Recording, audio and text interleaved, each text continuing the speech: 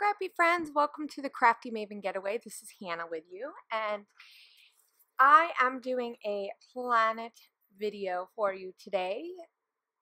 This is Planet Sunday, and I am just doing some mixed media in my planner. I like to add just a little bit of mixed media if I can in my planner. I mean, yes, it takes a little bit longer because I gessoed, clear gesso on the edges of where I kind of had an idea of where I was going to be adding some mixed media. I do end up going over some spots that I didn't put it, but that's okay.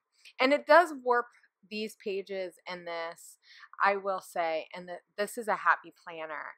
And I really like that vertical style. I also bought a new planner that I'm going to be traveling with because I think it'll work a little bit better than this. This is a really nice desk planner if you're going to keep it on your desk, and it has plenty. I like the amount of space that it has, and I can add boxes. So I'm using this ink instead of using watercolors, and it's going to dry a little bit lighter than the color that you're seeing right now. So it might look a little bit dark, but in the end it kind of dries. And here's what it looks like dry.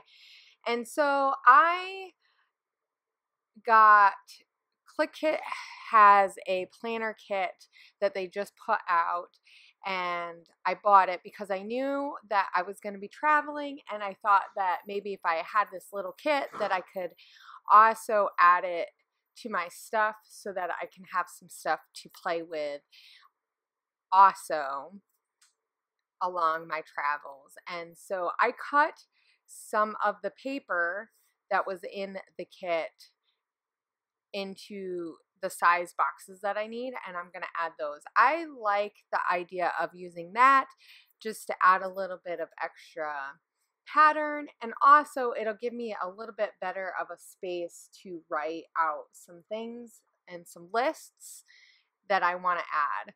So, and I also like to cover up the morning, noon, or morning, afternoon, night, I think evening, or whatever it says. I like to cover those up, and sometimes I use washi tape, but today I'm using some strips. So I'm using some Maggie Holmes paper, and then the other paper is just from that kit. And let's see. Let me get that out real quick so I can tell you what brand that is. And it's really, really thin, so it actually kind of works nicely in the planner because it doesn't take up as much thickness. So it's Paper Mania, and it's the Geometric Neon, and there's tons of patterns, so it's a little crazy. So I did kind of pick patterns that I thought would match with the mood board a little bit, and kind of with what I thought would match my mood for the spread. I'm also thinking about the fact that there are colors, and the MAMBI planner has a little bit of a color font to it. It's not too bad this month for May. And I don't always do stuff in my planners, but I do like to do it because it kind of helps start my week off right. Right now I'm stamping. I have some Sakura Lala stamps. They have a 365 collection where they put out stamps each season that you can use in your planners. They use them a lot in the Traveler's Notebook. So if you guys have not been to Sakura Lala, it's an online store that does a lot of planner stamps and stuff. Amazing. I really love it. They have tons of Midori stuff, so if you guys like that kind of stuff and are into that. I also have a Midori I bought when I went to an Amy Tan class not too long ago. They had a pop-up store, and I know this is not what I'm doing, obviously, but I got a Midori calendar, and I really like using that along, like I use that a lot for my scrap stuff, so I can kind of keep an eye on what stuff I need to post, what stuff I need to blog, just general stuff that I want to remember that I want to do.